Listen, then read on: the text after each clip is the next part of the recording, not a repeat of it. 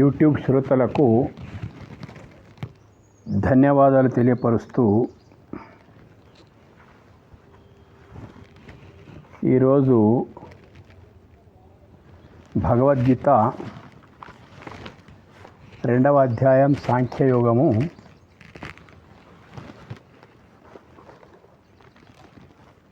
70వ శ్లోకం నుండి ప్రారంభం. చాలా గంభీరమైనటువంటి పూర్వాగ్రహం కొంత లేకపోతే అర్థం అవ్వడానికి అస్సలే అవకాశం లేనటువంటి ఉపనిషత్ విజ్ఞాన సౌరభం ఇదంతా మొత్తం మీద. అంటే పరమార్థం లోపల ఇవి దాదాపు అంతిమ స్థాయికి సంబంధించినటువంటి శ్లోకాలు. ఆధ్యాత్మిక రంగం లోపల విద్యా విధానం లోపల ఎట్లయితే పిహెచ్డి లెవెల్ ఉంటుందో ఆ రకంగా ఈ శ్లోకాలు ఉన్నాయన్నట్టు. అయితే ఆపూర్యమాణమచల ప్రతిష్టం సముద్రమాపః ప్రవిశంతి యద్వత్ తద్వత్ కామాయం ప్రవిశంతి సర్వే సశాంతిమాప్నోతి నకామ కామి. ఈ శ్లోకం యొక్క అర్థం, జలములచే సంపూర్ణముగా నిండింపబడినదియు నిశ్చలమైనదియు అగు సముద్రమును నదీ జలము మున్నగునవి ఏ ప్రకారము ప్రవేశించునో ఆ ప్రకారమే భోగ్య విషయములన్నయు ఏ బ్రహ్మనిష్ఠుని పొంది అణిగిపోవచ్చున్నవో అతడే శాంతిని పొందును, కాని విషయాసక్తి కలవాడు కాదు. నిగూఢమైనటువంటి రహస్యములతో కూడుకున్నటువంటి శ్లోకము. శాంతిని మనము విషయ భోగాల్లోపలనే వెతుకుతా ఉన్నామో, శక్తిని వెచ్చించి స్థాయిని పెంచుకొని విషయ భోగాలు సామాన్య పౌరుని నుండి సార్వభౌముని వరకు ప్రయత్నిస్తున్న ప్రతి ఒక్కడు కూడా విషయ భోగాల ద్వారా శాంతి లభిస్తుంది అనేటువంటి ఒక ఆభాస, ఆలోచించకూడని ఆలోచనతోని మనిషి శాంతిని వెతుకుతూ ఉన్నాడు. దాని రహస్యం ఇందులోపల ఉన్నదన్నట్టు. అయితే ఎంతటి విషయ భోగాల అనుభవం లోపల ఉన్నప్పటికైనా విషయ భోగాలు కేవలము దేహ సంబంధమైనవే. ఎటువంటి పంచ జ్ఞానేంద్రియాలు మనస్సు ద్వారా అనుభవం లోపలికి వచ్చేటువంటి ఇంద్రియ విషయాలన్నీ మొత్తం ఇంద్రియ సుఖం అంటారు దీనికి మొత్తం. కానీ శాంతి అనేటువంటిది మనసు యొక్క విశేషమైనటువంటి ఆకాంక్ష. ఎన్ని విషయ భోగాలు అనుభవం లోపలికి తెచ్చుకున్నప్పటికైనా శాంతి అనేటువంటిది ఒక వేరే అంశం అన్నట్టు. దాని కొరకు మనసు అర్రాలు చాస్తూనే ఉంటుంది, మనశ్శాంతి మనశ్శాంతి మనశ్శాంతి అని చెప్పేసి. దాని రహస్యం ఇక్కడ చెప్తా ఉన్నాడు. అయితే ఇక్కడ అద్భుతమైనటువంటి ఉదాహరణ ఏంటంటే వేదాంత విజ్ఞాన సారము, దాని యొక్క అద్భుత వైభవాన్ని సాగర నదీ జలములు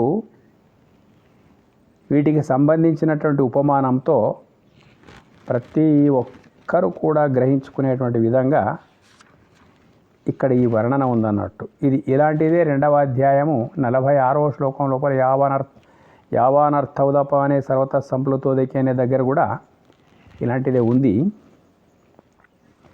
ఆ సేమ్ అర్థాన్ని ఇచ్చేటువంటిది ఇక్కడ కొంచెం చెప్పే విధానం మారిపోయిన అర్థం ఒకటే ఉందన్నట్టు. ఏమంటున్నాడు ఇక్కడ అంటే,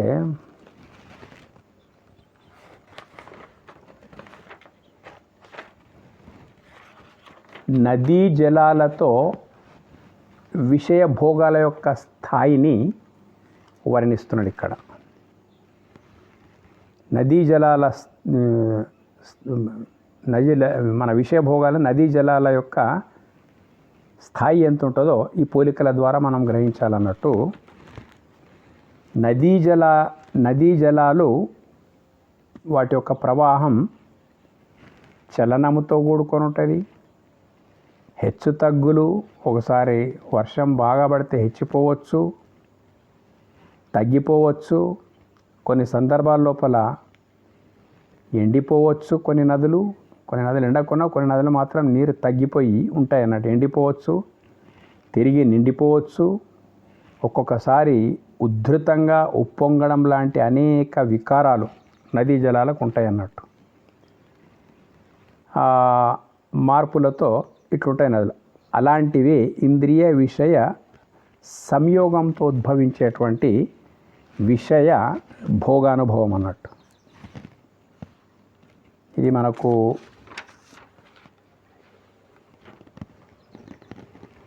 భోగాలు ఏ భోగమైనా కానీ, చివరికి భూమండల ఏక చక్రాధిపత్యం ద్వారా సంభవించే భోగమైనా కానీ వస్తాయి, ఉంటాయి, పోతాయి.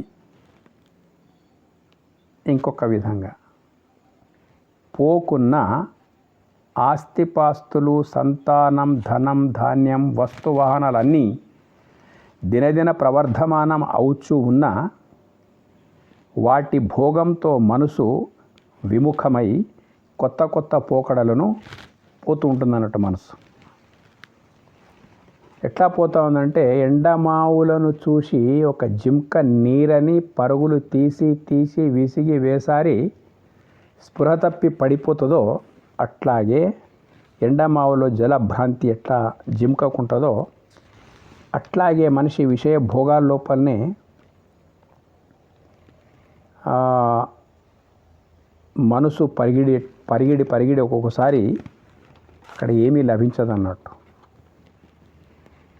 ఎవరికైనా వారి వారి స్థాయిని బట్టి ఇలాగే ఉంటుందన్నట్టు. చిన్నవాడికి చిన్నగా, పెద్దవాడికి పెద్దగా, ఎంత చెట్టుకు అంత గాలి అన్నటువంటి విధంగా ఇంద్రియ విషయ భోగాల యొక్క ప్రస్థానం ఉంటుందన్నట్టు. ఎట్లా? నదుల మాదిరిగా. మరి సముద్రం ఎట్లుంటుంది? వర్షం వస్తే పెరిగేది కాదు, కరువు కాటకాలు వస్తే ఎండేది కాదు, తగ్గేది కాదు. ఎందుకంటే నదీ జలాలంతా సముద్ర జలాలు. ఒక్క మాటలో చెప్పాలంటే ఎట్లా? సూర్యకిరణాలు సముద్రములో జలాన్ని గ్రహించి మేఘాలుగా ఏర్పడి అది మళ్ళీ వర్షరూపకంగా భూమి మీదకి వస్తూ ఉంటుంది అన్నట్టు. భూమి మీదకి వచ్చినటువంటి జలమంతా 90% దాదాపు మళ్ళీ నదుల లోపలికి వెళ్ళిపోతుంది అన్నట్టు. అంటే నదుల ద్వారా 90% నీరు అక్కడక్కడ చినుకు చినుక నదులుగా ఏర్పడడం, వాగులు అటువంటి నదులుగా ఏర్పడడం, ఏరు నదులుగా ఏర్పడడం, తర్వాత వాటి ప్రయాణం అంతా సముద్రం వైపే వెళ్ళిపోతూ ఉంటుంది అన్నట్టు. అంటే దాదాపు మళ్ళీ వర్షం ద్వారా వచ్చినటువంటి నీటిలో 90% సముద్రం లోపలనే కలిసిపోతూ ఉన్నాయి అన్నట్టు. అంటే సముద్రమే నదులకు ఆధారము. నదీ జలం మళ్ళీ తిరిగి చేరేది సముద్రం లోపలికి. అట్లాగే సముద్ర జలాన్ని ఈ ప్రక్రియ ఇలా ఉంటే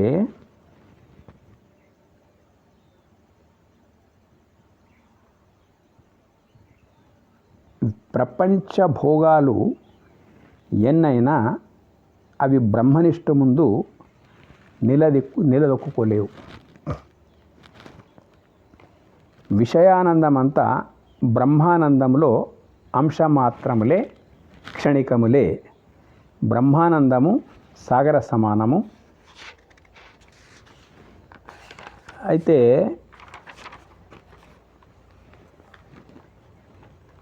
నిశ్చలమైనటువంటి సముద్రమును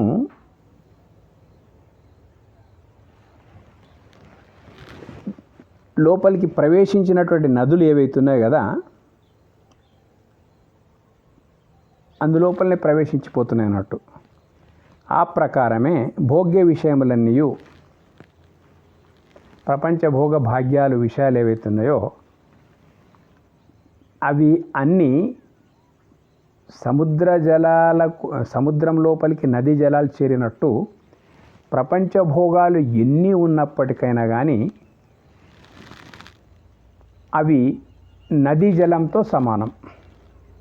బ్రహ్మనిష్ట సాగరంతో, సముద్రంతో సమానం. అంటే విషయభోగాల వల్ల వచ్చేటువంటి ఏ ఆనందమైనా బ్రహ్మానందం ముందు అది తక్కువే అని అర్థం అన్నట్టు. బ్రహ్మానందం ఎట్లా ఉంటుందంటే సాగర సమానం ఉంటుంది. బ్రహ్మానందంలో ఉన్నటువంటి వాడు ఎవడైతుంటాడో వాడికి భోగాలు వచ్చినా చలింపజేయజాలవు, రాకపోయినా చలింపజేయజాలవు. ముందు శ్లోకాల లోపల అవన్నీ వస్తాయన్నట్టు. అయితే ఆ ప్రకారం బ్రహ్మనిష్ఠుని పొంది అణిగిపోవచ్చున్నావు అంటే బ్రహ్మజ్ఞానే ముందు ప్రపంచ భోగ భాగ్యాలు వాటి యొక్క వికారాలు ఏమీ చెయ్యజాలవు. ఎందుకంటే ఆనందం యొక్క పరాకాష్ఠ, చెరగని ఆనందముకు అలవాలమైనటువంటి బ్రహ్మ జ్ఞానం ఏదైతుందో ఆ జ్ఞానం చూడండి, విషయ జ్ఞానము బ్రహ్మ జ్ఞానం. బ్రహ్మ అంటే ఏదో పౌరాణికమైనటువంటి బ్రహ్మ కాకుండా ఈ జగత్తుకు కారణమైనటువంటిది, జీవ జగత్తులను ప్రకాశింపజేస్తున్నటువంటి ఏ మహాతత్వం ఉన్నదో దేనికంటే పెద్దవి ఇంకొకటి ప్రపంచం లోపల లేనే లేవో, అన్నిటికంటే గొప్పనైన ఆకాశముతో సహా ఏవి ఆ పరబ్రహ్మం లోపల ఉన్నాయో దానికంటే పెద్దది ఇంకొకటి లేదు. కాబట్టి దాని జ్ఞానము ద్వారా కూడా వచ్చే ఆనందం అలాగే ఉంటుంది అన్నట్టు. ఎందుకంటే అన్నిటికంటే గొప్ప వస్తువు పరబ్రహ్మం. ఆ పరబ్రహ్మ జ్ఞానం అంటే ఏమిటిది? ఎక్కడో లేదు పరబ్రహ్మము, నాలో నేనై ఉన్నటువంటిదే అయమాత్మ బ్రహ్మ. కాబట్టి ఆ జ్ఞానం మనకు వచ్చినప్పుడు ఆనందం కూడా అదే మోతాదు ఉంటుంది అన్నట్టు. అందుకే సముద్రంతో ఇక్కడ పోలుస్తూ ఉన్నాడు. బ్రహ్మ జ్ఞానం ద్వారా వచ్చేటువంటి ఆనందం, బ్రహ్మ నిష్ఠ ద్వారా, జ్ఞానము నిష్ఠ ద్వారా అంటే నిలుపుకోవడం వల్ల వచ్చేటువంటి ఆనందం, అయమాత్మ బ్రహ్మ స్థితి ఏదైతుందో దాని యొక్క గొప్పతనం ఏంటిదంటే అది వచ్చిపోయి చెరిగిపోయేటువంటిది కాదు. అది ఒక్కసారి వచ్చిందంటే అన్ని విషయాలు వచ్చి అక్కడ వచ్చి కింద పడిపోతాయి అన్నట్టు. ఎట్లా ఒక మిడత వెలుగుతున్నటువంటి మంటను స్పృశించాలని వచ్చి అట్లా అక్కడికక్కడే కూలిపోతాయో, నదీ జలాలన్నీ పోయి ప్రపంచం లోపల వాటి ఉధృతి ఎంతనన్నా వర్ణన ఉండవచ్చు, కానీ సముద్రము చేరిన తర్వాత వాటి యొక్క ఉధృతి సముద్రం లోపల లీనమైపోతుంది. అట్లాగే ప్రపంచం లోపల మనం అనుభవిస్తున్నటువంటి విషయ భోగాలు అవి ఎంత గొప్ప అయినా బ్రహ్మనిష్ట ముందు అవి అణిగిపోతాయి అన్నట్టు. అంటే వాడిని చెలింపజేయజాలవు అని అర్థం అన్నట్టు. ఎందుకంటే బ్రహ్మనిష్టలో ఉండేటువంటి ఆనందం విషయాల్లో ఏ పరిస్థితి లోపల ఉండడానికి వీల్లేదు. అందుకే బ్రహ్మనిష్ట ఈజ్ ఈక్వల్ టు సాగర జలము, విషయ భోగాల ద్వారా వచ్చేటువంటి ఆనందం ఈజ్ ఈక్వల్ టు నదీ జలాలు అని ఇక్కడ పోల్చబడ్డది అన్నట్టు. తర్వాత విహాయ కామాన్ యస్సర్వాన్ పుమాంశ్చరతి నిస్పృహ నిర్మమో నిరహంకార సశాంతిమధిగచ్చతి. ఎవడు సమస్తములైన కోరికలను,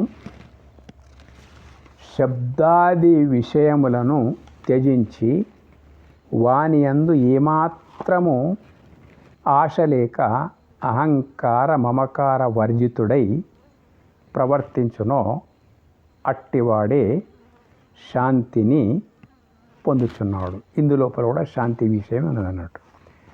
శాంతికి మనం వెతుకుతున్నటువంటిది కాదు, ఎక్కడ శాంతి ఉందో దాన్ని మనం వెతకడం లేదన్నాడు. ఇక్కడ ఈ శ్లోకం భావం ఏమనిపిస్తుందంటే, ఎవడు సమస్తములైన కోరికలను శబ్దాది విషయములను త్యజించి, సమస్తములైన అంటున్నాడు అన్నట్టు. ఈ శ్లోక భావం ఆచరణకు అసాధ్యంగానే అనిపిస్తుంది పై చూస్తే, కానీ సుసాధ్యమే. ఎందుకంటే ఎంతవరకు నేనొకడను దేహేంద్రియధారిని మనసుతో బుద్ధితో ఆలోచిస్తాను, ఆచరిస్తాను, పొందుతాను, ఇలాంటి దేహ తాదాత్మ్యతతో కూడిన నేను అన్న భావన ఎప్పటి వరకైతే తొలగదో, మనిషికి జ్ఞానం ద్వారా ఇది ఎప్పుడైతే తొలగదో అప్పుడు ఆ మనిషికి ఏమిటంటే కోరికలు ఉంటాయి అన్నట్టు. అవి వాడి ఆపుకోలేడు మొత్తం. అందుకే ఇది సాధ్యమేనా అనే భావన వస్తున్నట్టు. ఇంద్రియ విషయ భోగాభిలాష పరుగులు తీస్తూనే ఉంటుంది. దేహ తాదాత్మ్యతతో ఉన్నప్పుడు ఇంద్రియాలు, మనస్సు, ఇంకా విషయభోగాలు, ప్రపంచం పరుగులు తీస్తూనే ఉంటాయి అన్నట్టు. ఆశా మమకారాలు వేధిస్తూనే ఉంటాయి. ఇదంతా ఇట్లాగే ఉండే ప్రపంచము. కోటికి కొందరిలో తప్ప అందరిలో ఇలాంటి ఆరాటం, ఆతృత మనం చూస్తూనే ఉన్నాం అన్నట్టు. కోరికలు అనేటువంటి మనిషిని తింపుతూ ఉంటాయి. శబ్దాది విషయములు ఏవైతున్నాయో చేస్తూ ఉంటాయి. మనకు వేరే దారి ఉండదు. ప్రపంచం లోపల సర్వసాధారణంగా ఇదే ఉంటుంది. అయితే ఇక్కడ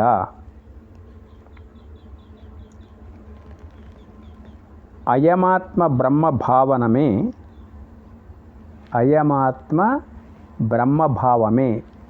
అంటే నా ఆత్మ బ్రహ్మకు పర్యాయ పదం. పరబ్రహ్మానికి పర్యాయ పదమే ఆత్మ. ఆత్మకు పర్యాయ పదమే పరమాత్మ. ఇంతకు మించి మళ్ళేమీ లేదు. అది విశ్వంలో శక్తిగా, నీలో జ్ఞానంగా వెలుగొందుతున్నది ఈ ఆత్మ పరమాత్మ పదార్థం అవుతుందో అయమాత్మ బ్రహ్మ. అంటే ఇంతవరకు నేనంటే దేహము అని అనుకున్నా కదా. వాస్తవంగా దేహము ఎవడు కూడా నా స్వరూపం అని అనుకోవడం లేదు. ఇక్కడ నిలిచిపోవాలంతే. ఏది లేకపోతే దేహం యొక్క అస్తిత్వమే జీరో అయిందో, ఏది ఉంటేనే దేహం యొక్క అస్తిత్వం ఉందో అదే నేను. ఏది లేకపోతే నేనే లేనో, అదే నేను. అదే ఏంటిదంటే పరమాత్మతత్వమే ఆత్మగా నీ దేహాన్ని ప్రకాశింపజేస్తున్నది. ఇది అనుభవం లోపలికి రావాలి.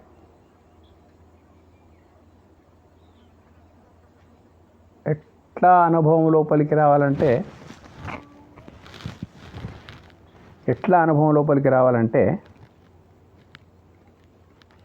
ప్రపంచం లోపల కూడా ప్రతిదీ విషయానుభవం ఎట్లుంటుందో విషయాల యొక్క స్థాయిని బట్టి విషయానుభవం ఉంటుంది. ఏది లేనిది పొందితే అది నీకు అనుభవంగా మారిపోతుంది అన్నట్టు. ఏది లేనిది నీవు పొందితే అదేమైపోతుంది? నీ అనుభవంగా మారిపోతుంది. భూమి లేదు, భూమి వచ్చింది. ఇల్లు లేదు, ఇల్లు వచ్చింది. ధనం లేదు, ధనం వచ్చింది. వచ్చినప్పుడు అనుభవాల లోపల కూడా మార్పు రావడానికి అవకాశం ఉన్నదన్నట్టు మనిషికి. వాటి అనుభవం ఎట్లయితే వస్తూ ఉందో పొందిన ప్రతి పదార్థం యొక్క అనుభవము మనకు అనుభవం లోపల ఉన్నదన్నట్టు. అలాగే పొందడం కాదు, ఇది సాధ్య వస్తువు కాదు. పరమాత్మ అంటే సిద్ధ వస్తువు. అంటే అది నీవు పొందేది ప్రయత్నంతో కాదు, ఉన్నదే అదే అయి ఉన్నది. అదే ఉన్నది. కాబట్టి సిద్ధ వస్తువు. సాధ్య వస్తువు యొక్క అనుభవాలే మనను శాసిస్తూ ఉన్నాయి, మనను పట్టి పెడతా ఉన్నాయి. సాధ్య వస్తువులు అంటే ఇంతవరకు చెప్పినట్టు విషయభోగాలు సాధ్య వస్తువుల యొక్క భోగాలే మనల్ని పట్టి పెడుతున్నప్పుడు సిద్ధ వస్తువు అనేటువంటిది మనకు తెలుసుకుంటే ఇంకా ఏమైపోతుంటుంది? ఈ కోరికలు, ఇంద్రియ విషయ భోగాలు, ఆశ, మమకారాలు ఇవన్నీ ఏమైపోతాయి అప్పుడు? ఆ సిద్ధ వస్తువుని ఆత్మని తెలుసుకుంటే అందరిలాగానే ఉన్న అనిపిస్తుంది అన్నట్టు. అందరిలాగానే అన్నపానాదులు, దేహయాత్రోపయుక్తమైనటువంటి అన్నీ అందరి మాదిరిగానే అవన్నీ ఉన్న తెరపై ఆడే సినిమా దృశ్యాలు ఎలా తెరను వికారం చేయజాలవో అన్నీ ఉంటాయి. ఉన్నప్పటికైనా కానీ అతడిని అవేం చెల్లింప చేయజాలవు. ఉంటే పర్వాలేదు, లేకపోతే పర్వాలేదు, ఏమి చెల్లింప చేయజాలవు అన్నట్టు. మొత్తం మీద ఇప్పుడు సినిమా దృశ్యాలు వస్తూ ఉంటాయి మనకు, తెరపైననే అన్నీ ప్రొజెక్షన్ అవుతూ ఉంటాయి మొత్తం మీద. అయితే సినిమాలో కుండపోత వర్షం కురిసిందనుకోండి, మనకు కనిపిస్తూ ఉంటుంది, కానీ పరదా మాత్రం, దాని యొక్క స్క్రీన్ మాత్రం తడవలేదు. భయంకరమైన అగ్ని ప్రమాదం జరిగినటువంటి ఒక దృశ్యం సినిమా తెరపైన మనకు కనిపిస్తుంది. అంటే ఆ దృశ్యాలు ఏవైనా కానీ కుండపోత వర్షం పడితే తడిచినట్టు లేదు, భయంకరమైన అగ్ని ప్రమాదం జరిగితే మనకు ఆ తెర కాలినట్టు ఉండదు, ఏది ఉండదు. దానికి ఒక మంచు కురుస్తున్నట్టు పడిన తెర చల్లగా కాదు. ఎందుకంటే సినిమా దృశ్యాలు ఎలా తెరను వికారం చేయజాలవో, ఆ తర్వాత స్వప్న దృశ్యాలు నిజంగానే స్వప్నం లోపల ఎలాంటి స్వప్నం వచ్చినప్పటికైనా కానీ దేహం కాకవికలమైనట్టు, దేహం ఎక్కడో పోయినట్టు, ఏమో అయినటువంటి ఎన్నో దృశ్యాలు స్వప్నం ఉన్నంతవరకు అదంతా నిజమే అనిపిస్తుంది. కానీ ఏది ఎక్కడ ఏమీ జరగదు ఆ దేహానికి. దేహం ఉన్న దగ్గరనే ఉంటుంది అన్నట్టు. స్వప్నాలు వస్తూ ఉంటాయి, పోతూ ఉంటాయి.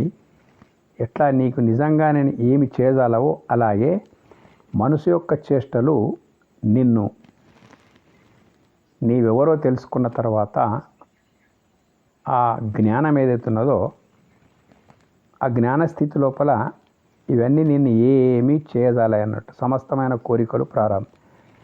నీవు కోరుకున్నా కోరుకోకున్నా త్యజించమంటున్నాడు కదా, నీవు త్యజించినా, నీవు కోరుకున్నా కోరుకోకున్నా అయ్యేవి అయ్యే పోతాయి. ఎట్లా అయిపోతాయి? కానివి కానే కావు. వీటి యొక్క టెక్నికే వేరే ఉంటుంది అన్నట్టు. ఎట్లా అంటే ప్రతి ఒక్కడు ప్రయత్నం చేస్తూనే ఉన్నాడు. ప్రయత్నము అది సహజమైనటువంటిది. ఏదే కానీ ప్రయత్నం చెయ్యని ఇంకోటి అనవలసిన అవసరం లేదు. సహజంగానే ఆ ప్రయత్నం కొనసాగుతూ ఉంటుంది మన స్థాయిని బట్టి. ఎంతగా ప్రయత్నించినా వాడు ఆ స్టేజ్ని అందుకోలేడు, ఆ స్థాయిని అందుకోలేడు. అంత ప్రయత్నం లేనటువంటి వాడు వాని ప్రయత్నానికి 10 ఫలవంతంగా మన జీవితం కొనసాగుతూ ఉంటుంది. 10 ప్రయత్నం చేసినా ఒకంతైనా కూడా ప్రయోజనం జరగకుండా, ప్రయోజనం రాకుండా మన ప్రపంచం లోపల చూస్తున్నాం. అంటే దీని అర్థం ఏంటిది? దీని వెనకాల ఒకటి ఉంది. దేవుడు అనేటువంటి వాడు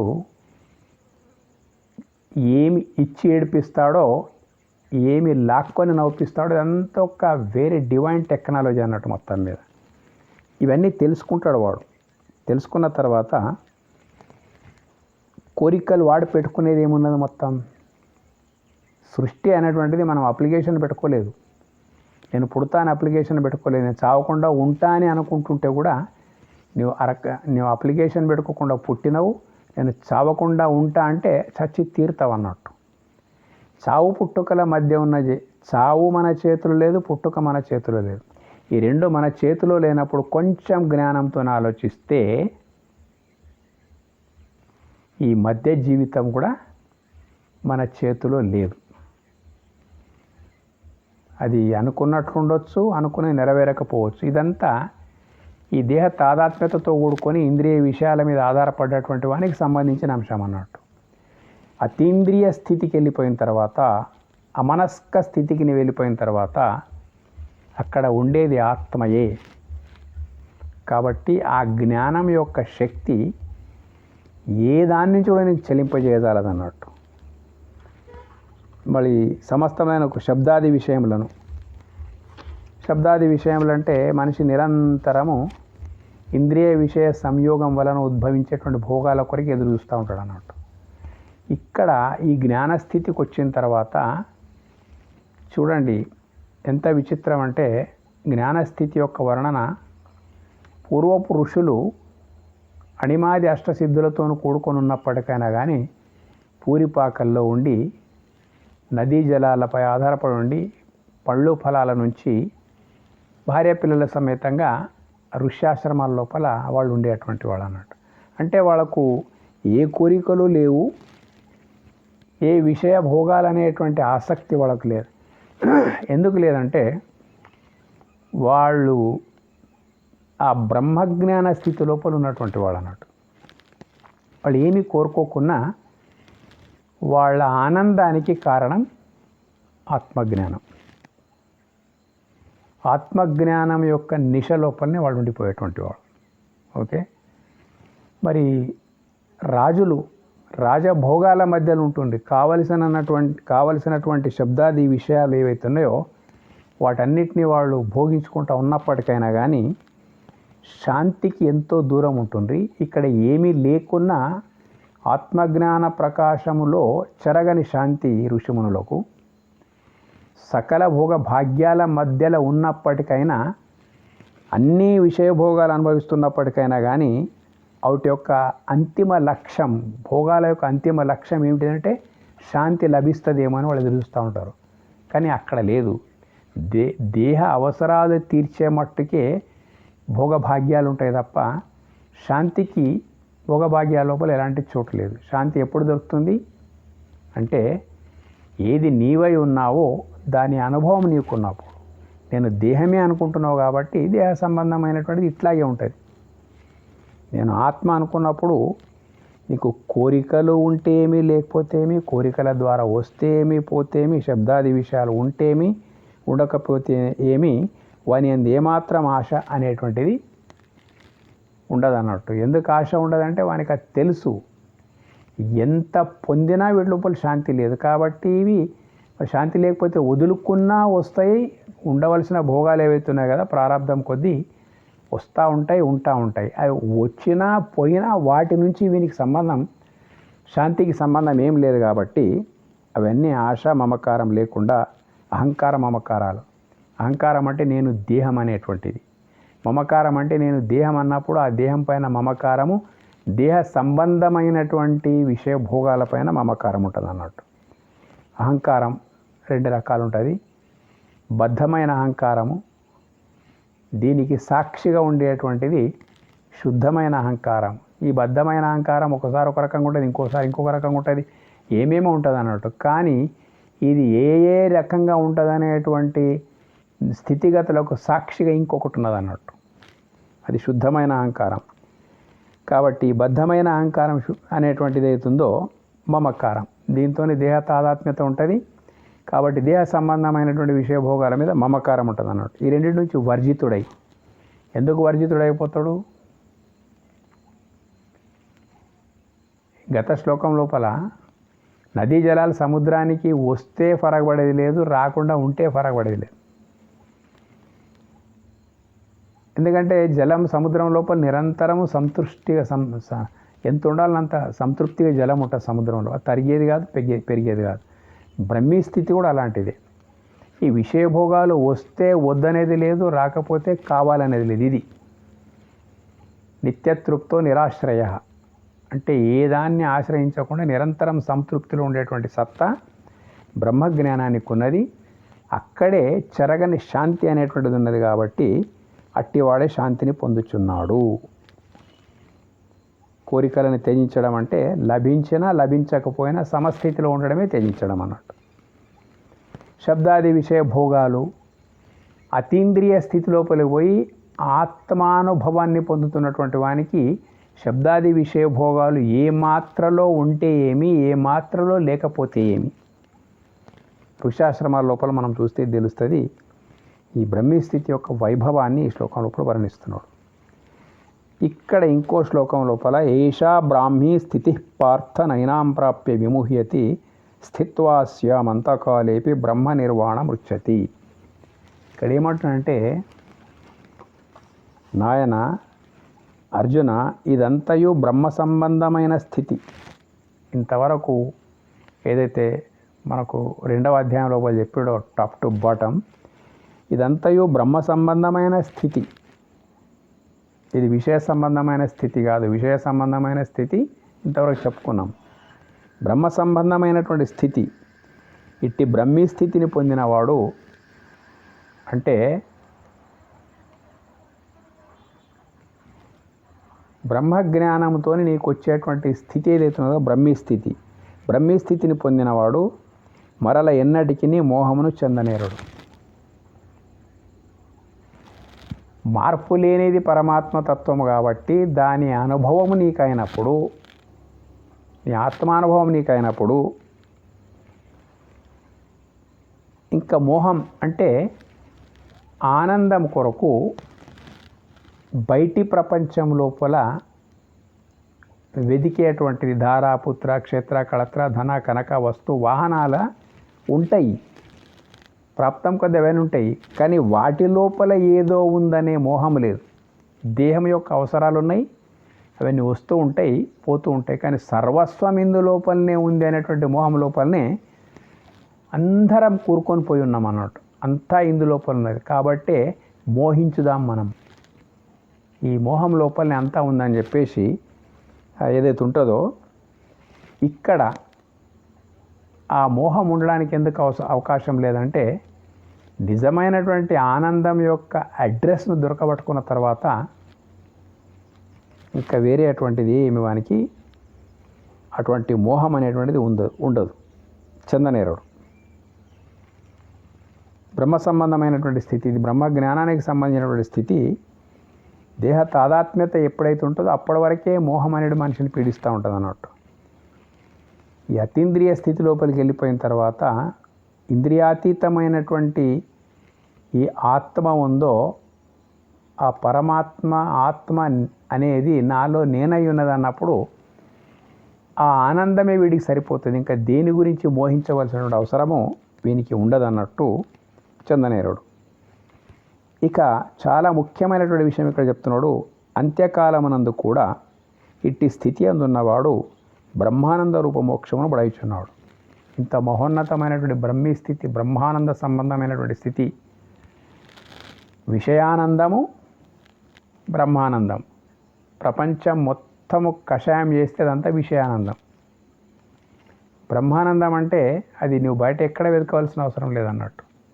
నీ లోపల నువ్వు వెతుక్కో, నేనెవరు అనేటువంటి ప్రశ్న వేసుకో. కోహం అంటే నీకు ఉపనిషత్తు చెప్పింది సోహం అని చెప్పేసి. కాబట్టి బ్రహ్మానంద రూప మోక్షం కూడా ఇచ్చున్నాడు. ఇక్కడ ముఖ్యమైన విషయం ఏంటంటే, మన వయసు అయిపోయింది కదా, మనం బాల్యం నుంచి యవ్వనం లోపలికి వచ్చినాం కదా, మరి ఇప్పుడు మనకి ఇది సాధ్యమేనా అనేటువంటి వయసు ముదిరిపోయింది మనది. అవసాన స్థితి లోపల ఉన్నాము, మనకి ఇది సాధ్యమేనా అనే ఆలోచనకు తెరదించిందన్నట్టు ఈ శ్లోకం. ఏమంటున్నదంటే, నీకు జిజ్ఞాస కావాలి, నీకు తపన కావాలి, ఆ పరమాత్మను పొంది తీరాలనేటువంటి ఒక పట్టుదల నీ లోపల ఉన్నప్పుడు వయసుతోని సంబంధం లేదు. ఎన్ని జన్మల నుంచి అజ్ఞానం తరుముకుంటూ వస్తుంది అనేటువంటి మాట కూడా ఇక్కడ పర్వ చేయవలసిన అవసరం లేదు. ఎందుకంటే భూమి ఏర్పడ్డప్పుడే గుహలు కూడా ఏర్పడ్డాయి. గుహలు చాలా లోతుగా కొండ గుహలు అవన్నీ ఉంటాయి, మొత్తం మీద ఏర్పడ్డాయి అన్నట్టు. భూమి పుట్టినప్పటి నుంచే కొండ గుహలు కూడా పుట్టినాయి అనుకోండి. అందులో ఎప్పుడూ చీకటే, పగలు చీకటే, రాత్రి చీకటే, అవి గుహలు అన్నట్టు. ఆ చీకటి భూమి పుట్టినప్పటి నుంచి కోట్లాది సంవత్సరాల నుంచి ఉన్నది, అది ఎంత సత్యమో, కానీ ఆ చీకటి ఏదైతే ఉందో వెలుతురును ప్రసరింపజేస్తే లైట్ల ద్వారా, మంట ద్వారా, దేని ద్వారానే కానీ అందులోపల వెలుతురును కనుక మనం ప్రసరింపజేస్తే ఆ చీకటి నేను చాలా కాలం నుంచి ఇందులోపల తిష్టి వేసుకొని కూకున్నా, ఇప్పుడు నువ్వు వస్తే నేను పోయేది ఎట్లా అనేటువంటి ప్రశ్న ఉండదు అక్కడ. వెలుతురు యొక్క అభావమే చీకటి. ఎప్పుడు వెలుతురు వచ్చిందో చీకటి అక్కడ ఉండడానికి వీలే లేదు. అట్లాగే ఏ వయసు లోపల నీవు ఇది పొందాలి, ఏ వయసు లోపల పొందకూడదు అనేటువంటి బ్రహ్మస్థితికి ఏం సంబంధం లేదన్నట్టు. నీ లోపల తీవ్రమైన జిజ్ఞాస, అది ఏంటిదో తెలుసుకోవాలనే జిజ్ఞాస నీకుంటే ఏ వయసుతో సంబంధం లేదు. వాస్తవంగా భగవద్గీత ఉపదేశిస్తున్న సమయానికి 75 సంవత్సరాలు ఉన్నాడు అర్జునుడు. కృష్ణుడే అయినా వయసు సంబంధం లేదు మనకు, 87 ఉంటాడు. కానీ ఈ 75 సంవత్సరాలు ఉన్నాడు. భయంకరమైన యుద్ధరంగం లోపల కొట్టుమిట్టాడుతూ ఉన్నాడు. ఏం చేయాలో తెలియనటువంటి ఘోర సంకట పరిస్థితి ఉన్నప్పటికైనా కానీ అలాంటి జిజ్ఞాస అర్జును లోపల ఉండడము, అలాంటి సామర్థ్యం కృష్ణుని లోపల ఉండడం అన్నట్టు. బ్రహ్మజ్ఞానాన్ని ప్రసరింపజేసే అమోఘమైనటువంటి సామర్థ్యం కృష్ణుని లోపల ఉండడము, అర్జును లోపల అది పొందాలనే జిజ్ఞాస తీవ్రంగా ఉండడం. అయిపోయింది ఈనాటి అరగంట 1 గంట లోపల గీతోపదేశమే అయిపోయింది. నష్టో మోహ స్మృతిర్లబ్ధ్వ అన్నాడు అన్నట్టు. ఏమంటున్నాడు? నాకు మోహం అనేటువంటిది నశించిపోయింది, జ్ఞానం దొరికింది. అందుకే ఎన్నటికీ నీ మోహంను చెందనేరాడు. అంత్యకాలమనందు కూడా మనం చింతించవలసిన అవసరం లేదు. అంత్యకాలం అనేటువంటిది ఎట్లా వినియోగించుకోవాలో మనం తెలుసుకోవాలి. మన 70 ఏళ్ళ తర్వాత 80 ఏళ్ళ తర్వాత అంత్యకాలం అది. అప్పటికీ ఇంకా ఎట్లా మనము పశువు దొంగ బురదలో కూరుకొని పోయినట్టు, పైకి రావాలన్న ఒక దొంగ బురద లోపలి లాగుతూ ఉంటుంది అన్నట్టు, బురద లాగుతూ ఉంటుంది. అట్లా ఇంకా కూడా మనకు ఏమీ తెలియకపోవడం వల్ల ఇంకా సంసారం యొక్క వ్యామోహం పెంచుకోవడమే పెరిగిపోతూ ఉంటుంది అన్నట్టు మనకు. కానీ అంత్యకాలాన్ని ఎట్లా వినియోగించుకోవాలంటే ఇట్లా వినియోగించుకోవాలని చెప్పేసి చెప్తున్నాడు అన్నమాట. ఎట్లా? మనకి ఇంకా బ్రతికేది కొన్ని రోజులు ఉంటుంది. మనకు సంబంధించిన వాళ్ళంతా మన బ్రతుకు ఎప్పుడు ముగిసిపోతుందో అనేటువంటి ఎదురుచూపులతో ఉంటారు. పైకి ఎన్ని మాట్లాడినా లాభం లేదు. అందుకొరకు చతురాశ్రమ ధర్మాల లోపల బ్రహ్మచర్య, గృహస్థ, వానప్రస్థ, సన్యాసం. సన్యాసం అంటే ఏదో బట్టలు మార్చుకొని పీఠాలు అధిష్ఠించి కూర్చోవడము, వేషభూషాలు లాంఛనాలు మార్చుకోవడం కాదు. సన్యాసం అంటే మానసికంగా విముఖమైపోవడం, సంసారం నుంచి మానసికంగా విముఖమైపోవడం. మనకు ఇంకా అవసానం సమీపిస్తున్నది. ఈ సంసారం ఎన్ని రోజులు చూసినా ఇంతే, ఎంత చేసినా ఇంతే. బాధ్యతలన్నీ తీరిపోయినాయి.